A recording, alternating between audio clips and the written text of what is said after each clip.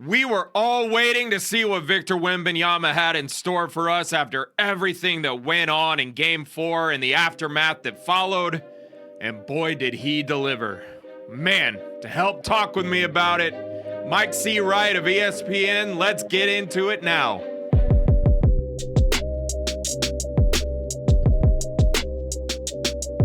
You are Locked On Spurs, your daily San Antonio Spurs podcast, part of the Locked On Podcast Network, your team every day.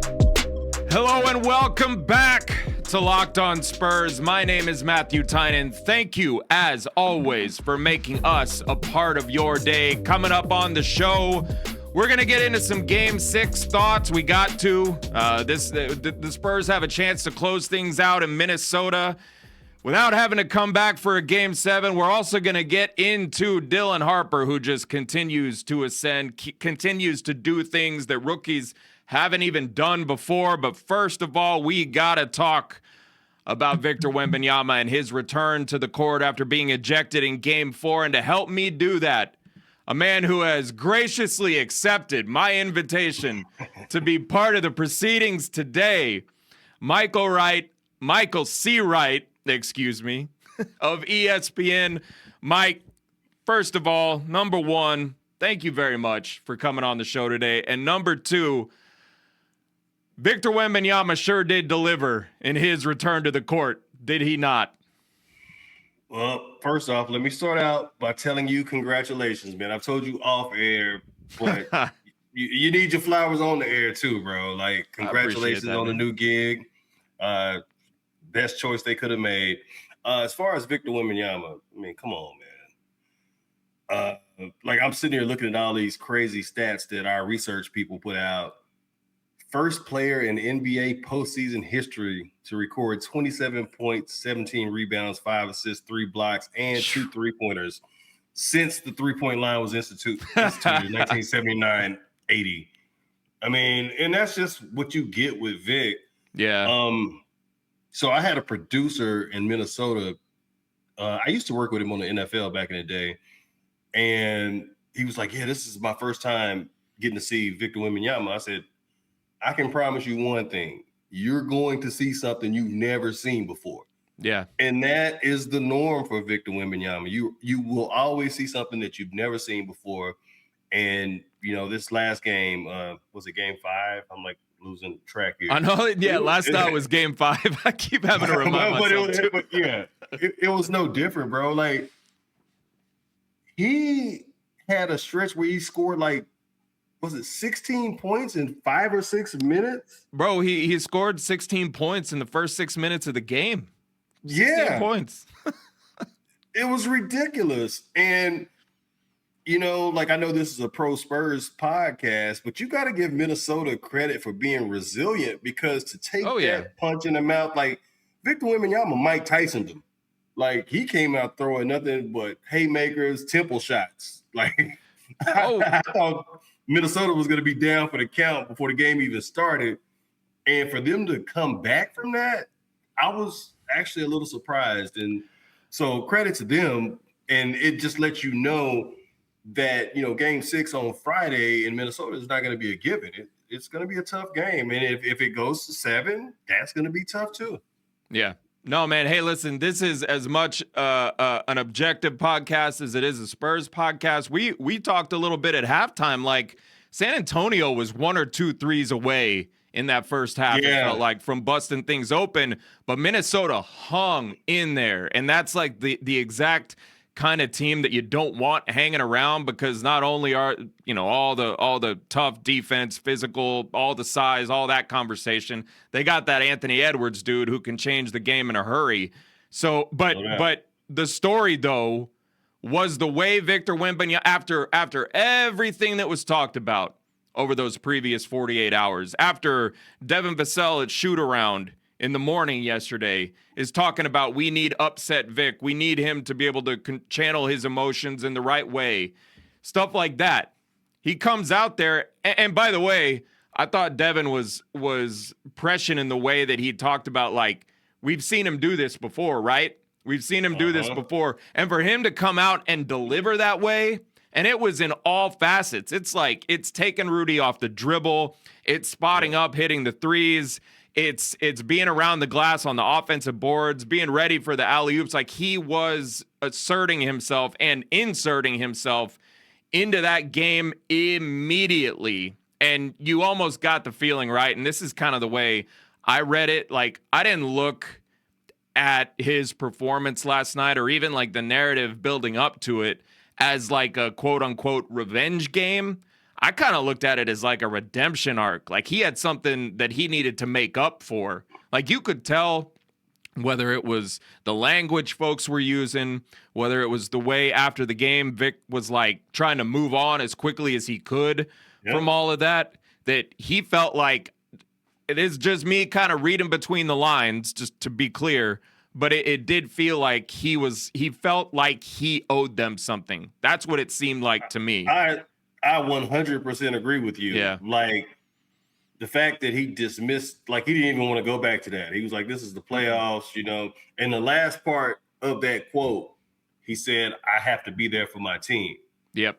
And that was all I needed to hear. Like it wasn't about like, we agree here. Like the whole revenge narrative. No, it wasn't about that. It was about, okay, I wasn't there for my teammates, and because of that, and not necessarily because of that, they could have still lost with Vic.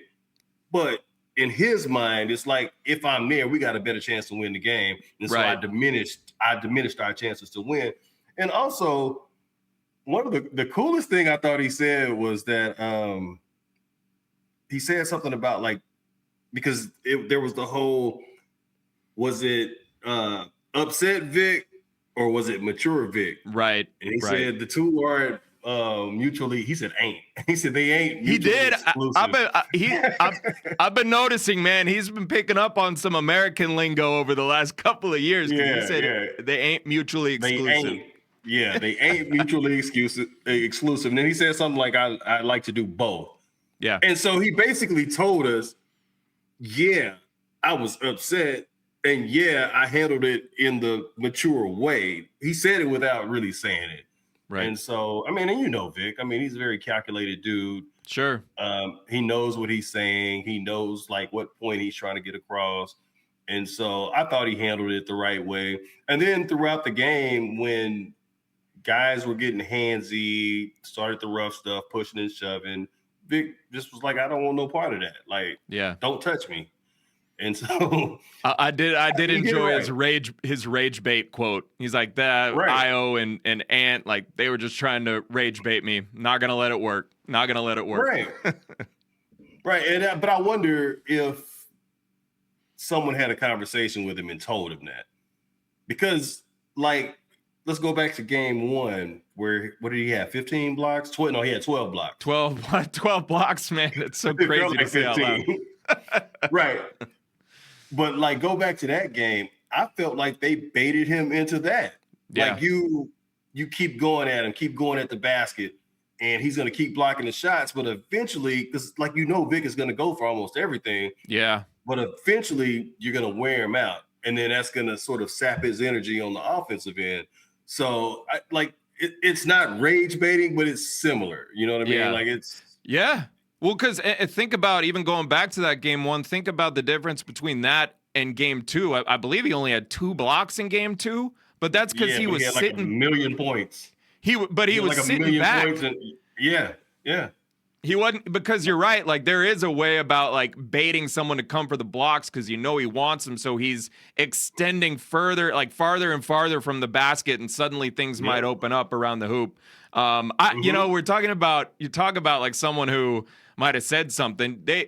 Mitch was asked, some of the players were asked. They said, "Nah, we didn't feel like we needed to say something." But I'm suddenly was going back to that viral video that popped up of Pop meeting him at the airport, and Vic with his arms behind his body like a kid, like listening to Pop talk. Vic didn't let us in on what Pop told him, but in those moments, you kind of would love to know a little bit about the conversations had between guys who are 50 years apart in age, 50 plus years apart in age. But before we get on to the next segment, I want Every single time I watch Vic do something like that, like what we saw in the first 6 minutes of that game, I find myself thinking, like, if this dude stays healthy for the next 8, 9, 10 years, what in the world is anybody going to be able to do about it?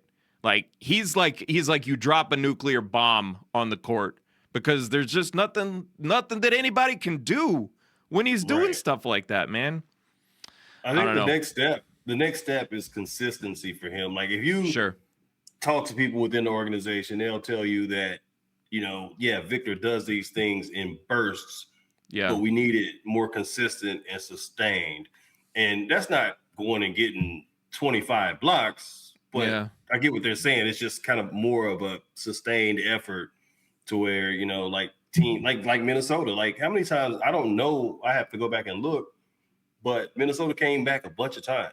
Every time Vic was off the floor, they came back. Yeah.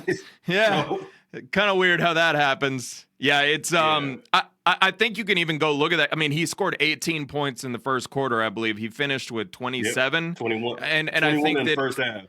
Yeah. And so I think like you can even go back and look at the flow of the game, just the course of the game in general, and see like there was clearly a point where he kind of ran out of gas. You saw him get a few little extra breaks here and there in the second half. Yeah. Granted, they were up during those stretches, but even down the stretch of the game, when you see he's kind of a decoy in the corner, he's kind of taking a possession or two off on the offensive end and letting these other dudes work in the space that he's creating with the gravity that he's pulling everybody away from the rim. That's a good place to transition to the next segment. Up next, we're going to be talking about one of those guys who helped Vic finish the job last night, and that's Dylan Harper, who just continues to ascend. We'll see you in a second.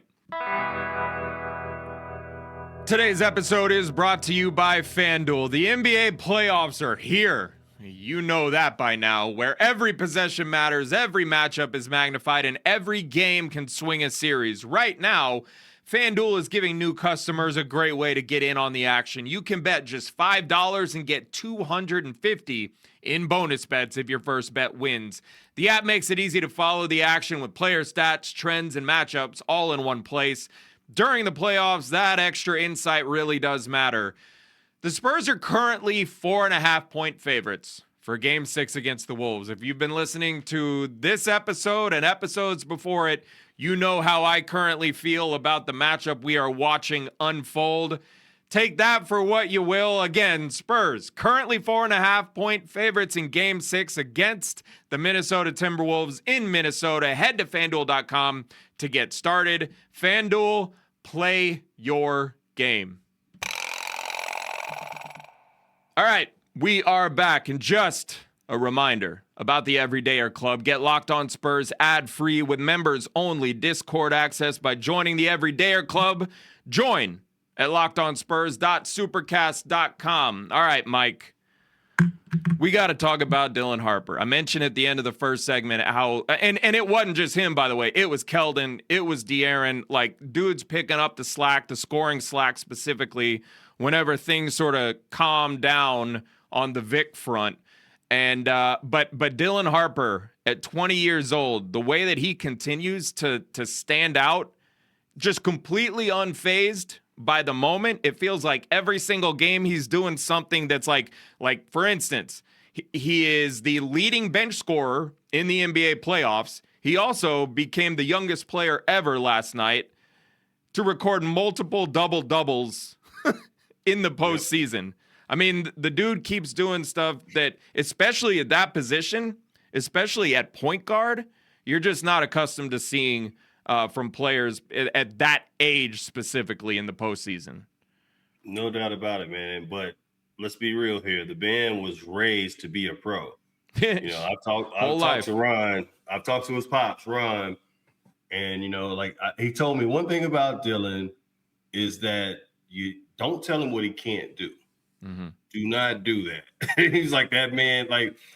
And so there was a play last night where he went left to right and then came back around his back And oh my God, it was Bro, sick. Like even Manu Ginobili gave him props for that. He did, and I wanted to ask you about that play because I missed like all the little details about it watching it live. But you go back and you watch the video, and he goes back and forth behind the back, left to right, right to left, gets through the physical contact of Io, and then just goes and dunks it on his head. Like it's it's very much Manu with the left, like prime Manu with the left, like that. But that's the thing about him, though. Like you don't typically see rookies or really young players that can play through contact the way he does. Yeah, like he's got as a rookie, because like a lot of players. Like I remember back in the day, like Danny Green would tell me, like there's a lot of people that have the talent to play in the league, but the problem is they don't get strong enough or they don't get big enough, and but Dylan has those qualities now, but also there's the whole part of just being a pro, so to speak. Yep. And it's taking care of your body. Like every time you walk in that locker room, that dude's got the Normatec leg sleeves on. Yeah. Just chilling, like sitting up against the wall while everybody else is doing their thing. But that's not things that rookies do. Like rookies, I can play all day and then go hang out at night and go to practice, and just keep doing it, kind of burning the candle on both ends. But Dylan is a real pro about the way he handles everything. And, you see the youth come out of him when he's talking in the locker room. Like, we won't get into the conversation, but it's always some funny stuff.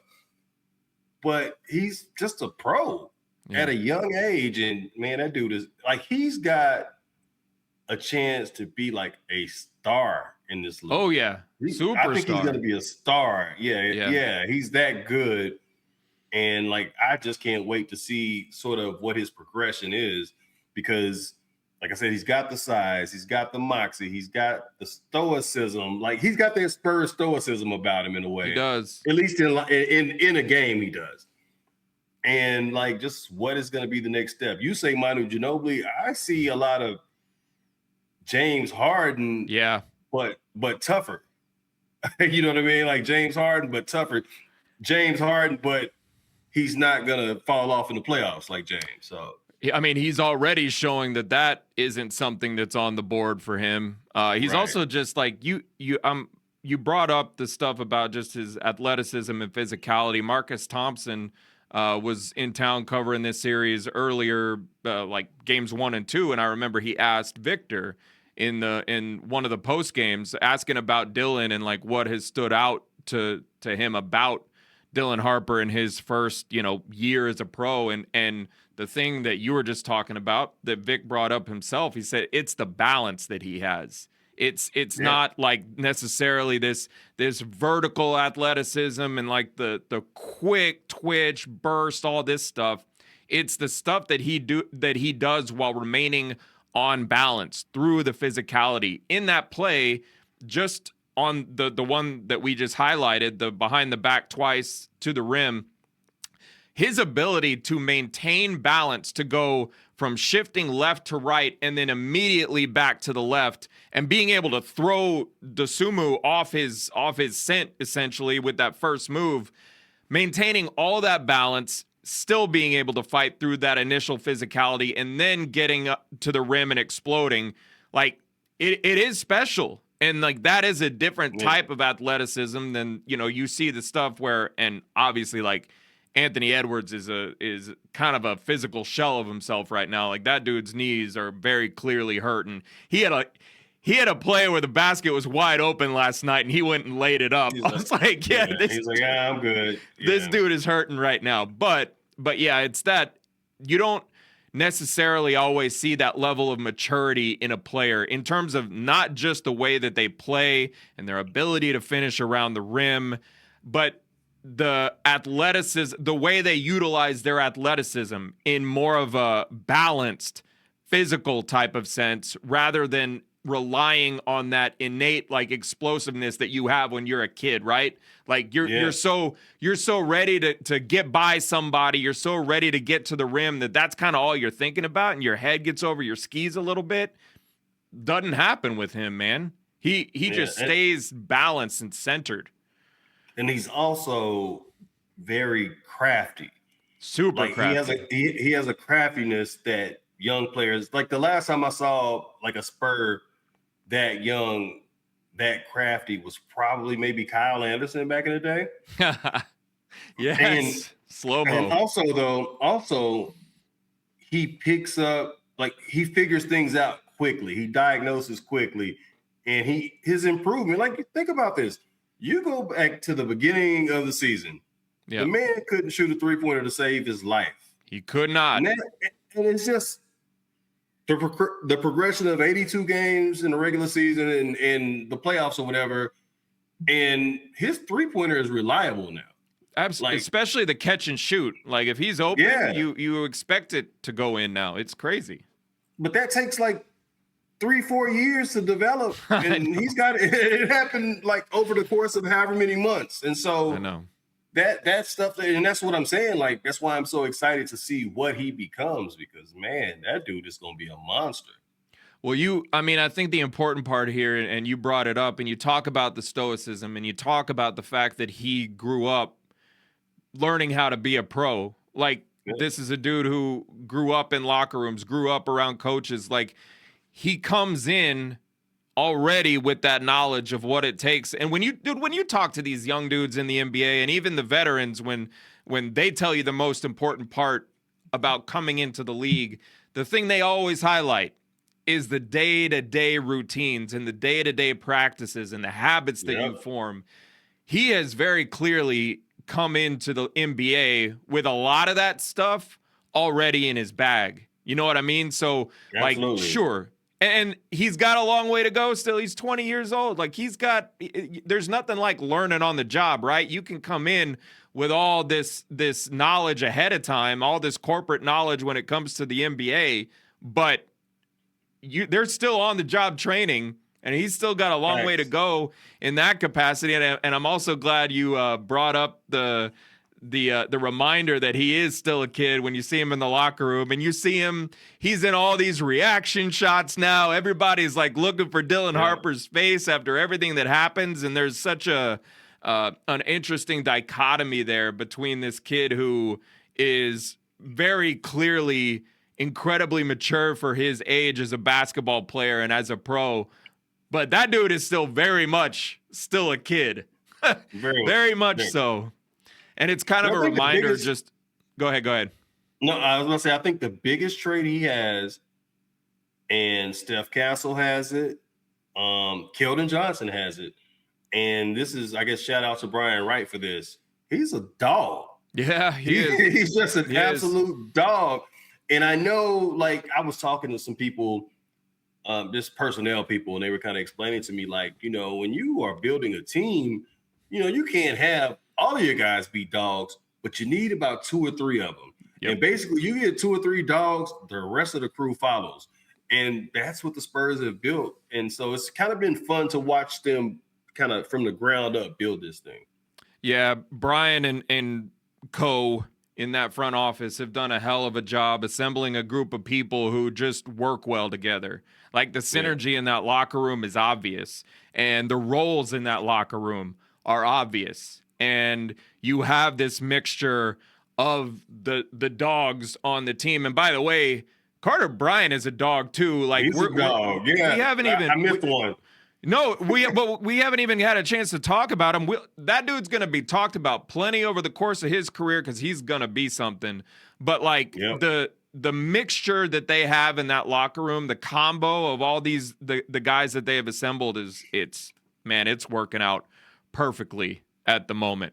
It's been, you're right. It's cool to watch. It's cool to watch something that I think that we can all say that it's unexpected. If we're rewinding all the way to the beginning of the season, like, did we think that this team that's so young, it would be able to gel like this? But to watch both the evolution of a winning basketball team along with the fact that you're watching all these, dude, I don't even mean this as an insult. They're all still kids.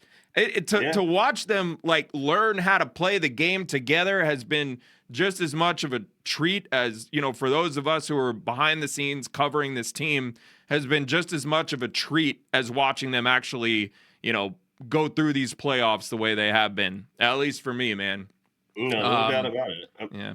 We didn't expect this, man. We thought first round exit, maybe a play-in, something like that. And that'd be a good right. But we knew at the end of it all, we'd be like, okay, next year will be their year. But they were like, no, forget what y'all talking about. We going now. Yeah, here we are. Yeah. Well, hey, speaking of the postseason, last segment of the day, we'll get into some thoughts about Game 6. We will do that coming up next. Today's episode is brought to you by DoorDash. The postseason is heating up, and DoorDash has a way to keep fans in their bag the whole way through. Whether you're watching the highlights, the tunnel fits, or just your favorite player, DoorDash makes the entire season more fun because every player has their bag. With DoorDash, fans have one too. DoorDash keeps your snacks stocked, your gear fresh, and your watch party vibes absolutely on point. There are nights when your team stresses you out. I see y'all in the chat. I know the Spurs stress you out. You can't fool me. Let DoorDash become your post-game therapy. Sometimes you just need dessert now, right now. Those late night interviews hit and suddenly you need chips at midnight? DoorDash is built exactly for that. From tip-off to overtime, stay in your bag and order on DoorDash.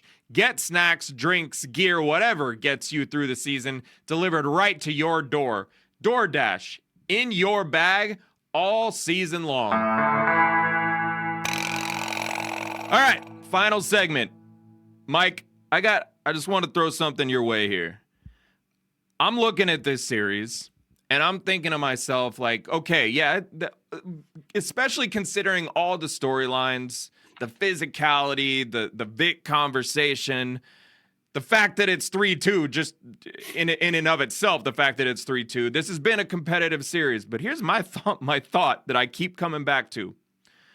I don't see any evidence to suggest that anywhere along the way, especially as Victor Wembanyama, whenever he's on the court, that Minnesota has any chance of being the better team. And I even go back, and hear me out on this one. I'm looking at game 1 and thinking to myself, you got the worst possible offensive output from Vic and De'Aaron combined. Like, can't imagine a worse offensive game from those two combined. They come back, do their thing, and they have the rest of the series. You look at game 4. Vic gets ejected. The Wolves take advantage of the lack of size down the stretch in a big way, and still, in the final minute, San Antonio had a chance to win that game. Is there any evidence to suggest? I know you were talking earlier that this Minnesota team hangs around, but like... They do. But... I'm looking at game 6 thinking, like, I think San Antonio should... I have not looked at the spread or anything like that, but I'm looking at this game thinking San Antonio should be like a 5 or 6 point favorite on the road in game 6, because if they're whole and they're healthy, I just think they're flat out the better team right now, especially considering the injuries that Minnesota has had to deal with.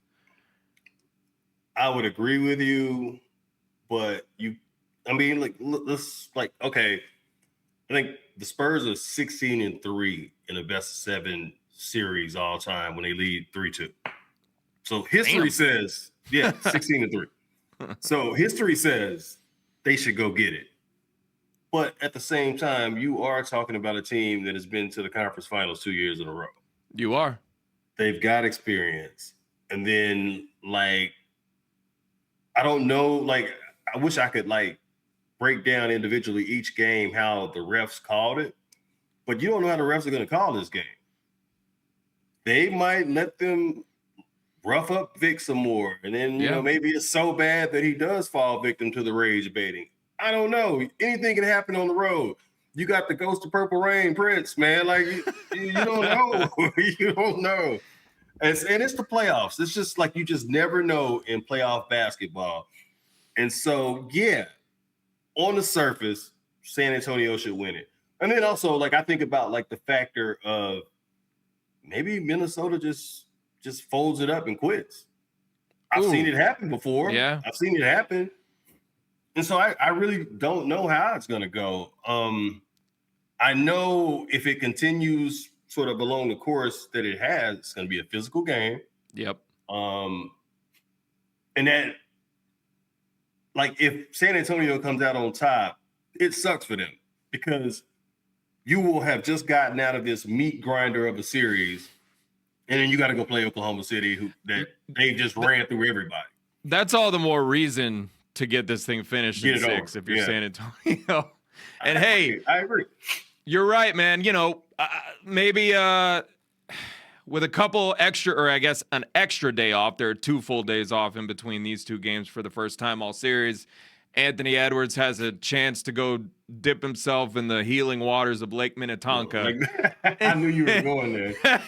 Hey, but honestly, like, it is kind of one of those things where he hasn't had a chance even to get any rest, and he's clearly hurting. Maybe an extra day helps in that regard. I can't imagine it would hurt.